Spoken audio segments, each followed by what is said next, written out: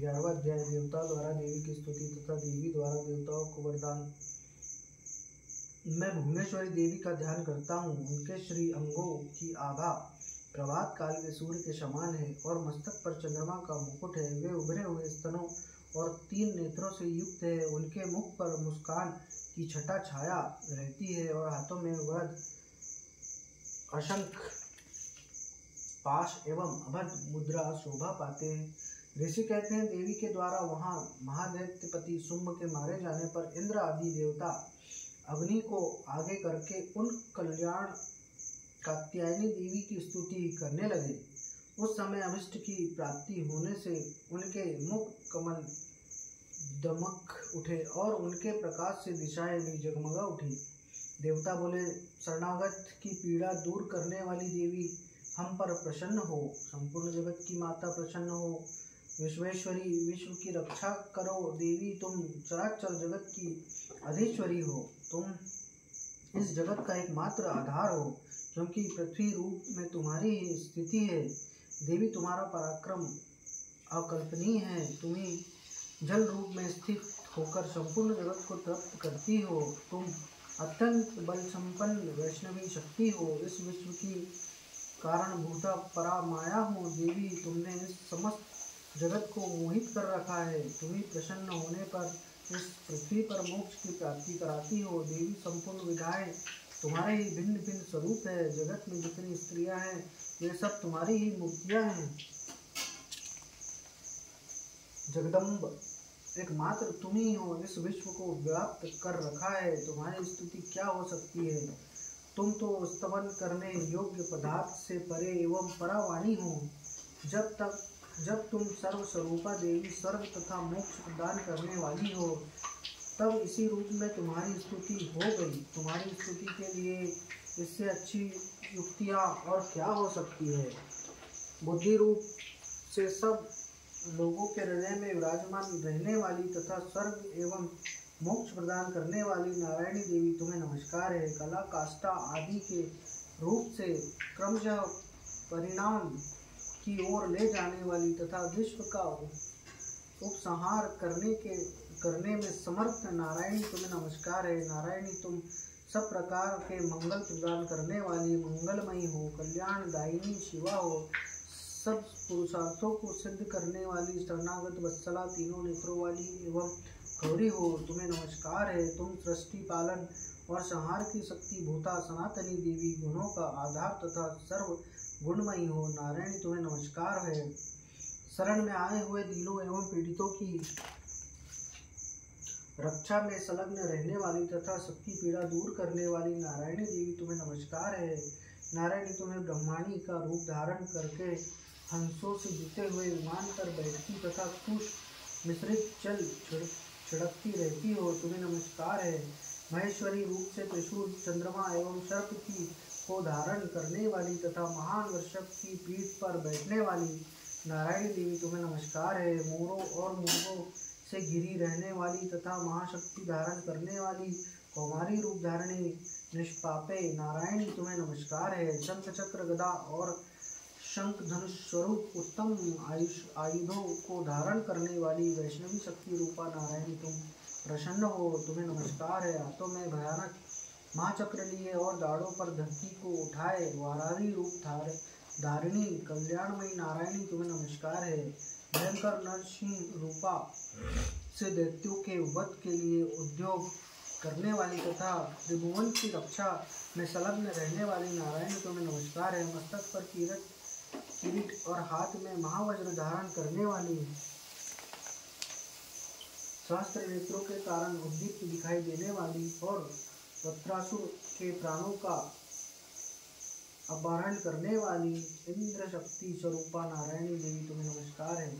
शीघ्र की रूप से दैत्यों की महती सेना का संहार करने वाली, भयंकर रूप धारण तथा विकट गर्जना करने वाली नारायणी, तुम्हें नमस्कार है। दाढ़ों के कारण विकराल मुख वाली मुंडमाला से विभूषित मुंडमर्दिनी चामुंडा स्वरूपा नारायणी, तुम्हें नमस्कार है। लक्ष्मी, लज्जा, महाविद्या, श्रद्धा, पुष्टि, स्वधा, सुता, महारात्रि तथा महा अविधा रूपा नारायणी, तुम्हें नमस्कार है। मेघा, सरस्वती, वरा, भूति, बाभ्रवी, तामसी, नियता तथा ईशा रूपिणी नारायणी तुम्हें नमस्कार है। सर्व स्वरूपा सर्वेश्वरी तथा सब प्रकार की शक्तियों से संपन्न दिव्य रूपा दुर्गे देवी, सब भयों से हमारी रक्षा करो तुम्हें नमस्कार है। कात्यायनी, यह तीनों लोचनों से विभूषित तुम्हारा सौम्य मुख सब प्रकार के भयों से हमारी रक्षा करे तुम्हें नमस्कार है।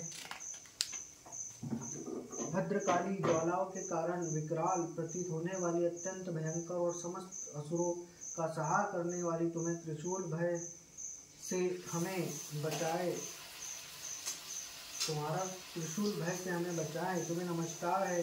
देवी, जो अपनी ध्वनि से संपूर्ण जगत को व्याप्त करके दैत्यों के तेज नष्ट किए देती हो, वह तुम्हारा घंटा हम लोगों की पापों से उसी प्रकार रक्षा करे जैसे माता अपने पुत्रों के बुरे कर्मों से रक्षा करती है। चंडिके, तुम्हारे हाथों में सुशोभित खड्ग जो असुरों के रक्त और चर्बी से चर्चित है, हमारा मंगल करे।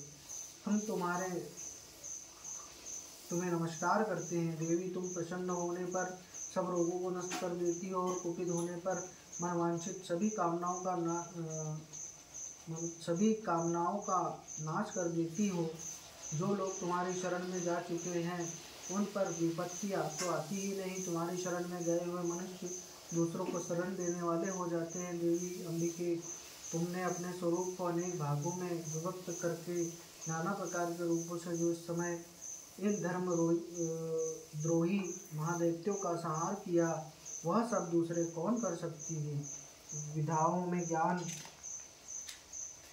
को प्रकाशित करने वाले शास्त्रों तथा आदि वक्ताओं में तुम्हारे सिवा और किसका वर्णन है, तथा तुमको छोड़कर दूसरी कौन ऐसी शक्ति है जो इस विश्व को अज्ञानमय घोर अंधकार से परिपूर्ण ममता रूपी गड्ढे में निरंतर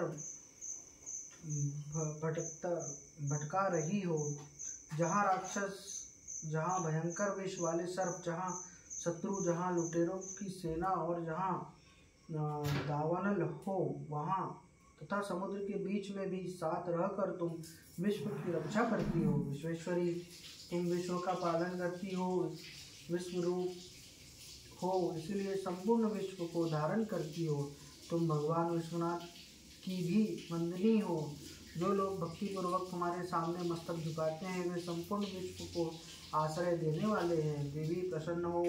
जैसे इस समय असुरों का वध करके तुमने शीघ्र ही हमारी रक्षा की है, उसी प्रकार सदा हमें शत्रुओं के भय से बचाओ। संपूर्ण जगत का पाप नष्ट कर दो और उत्पात एवं पापों के फलस्वरूप प्राप्त होने वाले महामारी आदि बड़े बड़े उपद्रव को शीघ्र दूर करो।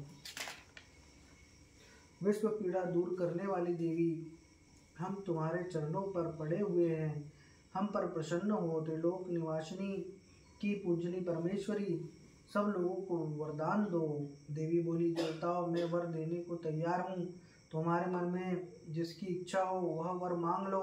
संसार के लिए उस उपकार वर को मैं अवश्य दूंगी। देवता बोले, सर्वेश्वरी, तुम इसी प्रकार तीनों लोकों की समस्त बाधाओं को शांत करो और हमारे शत्रुओं का नाश करती रहो। देवी बोली, देवताओं, अवस्थित मवंतर के 28वें युग में शुंभ और निशुंभ नाम के दो अन्य महादैत्य उत्पन्न होंगे।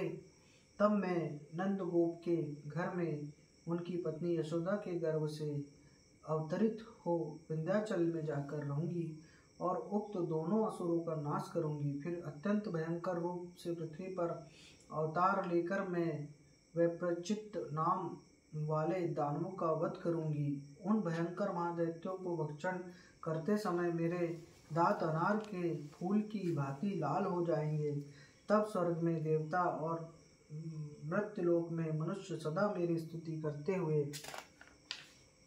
मुझे रक्त दंतिका कहेंगे। फिर जब पृथ्वी पर 100 वर्षों के लिए वर्षा रुक जाएगी और पानी का अभाव हो जाएगा, उस समय मुनियों के स्तवन करने पर मैं पृथ्वी पर अनियोजित रूप से प्रकट होंगी और 100 नेत्रों से मुनियों को देखूंगी। अतः मनुष्य शताक्षी इस नाम से मेरा कीर्तन करेंगे। देवता, उस समय मैं अपने शरीर से उत्पन्न हुई शाकों द्वारा समस्त संसार का भरण पोषण करूंगी। जब तक वर्षा नहीं होगी तब तक वे शाक ही सबके प्राणों की रक्षा करेंगे। ऐसा करने के कारण पृथ्वी पर शाकुंभरी के नाम से मेरी ख्याति होगी। उसी अवतार में मैं दुर्गम नामक महादैत्य का वध भी करूंगी। इसमें मेरा नाम दुर्गा देवी के रूप में प्रसिद्ध होगा। फिर मैं जब भीम रूप धारण करके मुनियों की रक्षा के लिए हिमालय पर रहने वाले राक्षसों का भक्षण करूंगी, उस समय सब मुनि भक्ति से नतमस्तक होकर मेरी स्तुति करेंगे। तब मेरा नाम भीमा देवी के रूप में विख्यात होगा। जब अरुण नामक दैत्य तीनों लोकों में भारी उपद्रव मचाएंगे, तब मैं तीनों लोगों का हित करने के लिए 6 पैरों वाले असंख्य भ्रमरों का रूप धारण करके उस महादैत्य का वध करूंगी। उस समय सब लोग भ्रामरी के नाम से चारों ओर मेरी स्तुति करेंगे। इस प्रकार जब जब संसार में दानवी बाधा उपस्थित होगी, तब तब अवतार लेकर मैं शत्रुओं का संहार करूंगी। इसी प्रकार मार्कंडेय पुराण में सार्वजनिक मंत्र की कथा के अंतर्गत देवी महात्म्य ने देवी स्तुति नामक 11वां अध्याय समाप्त हुआ। बोलो दुर्गा मैया की जय।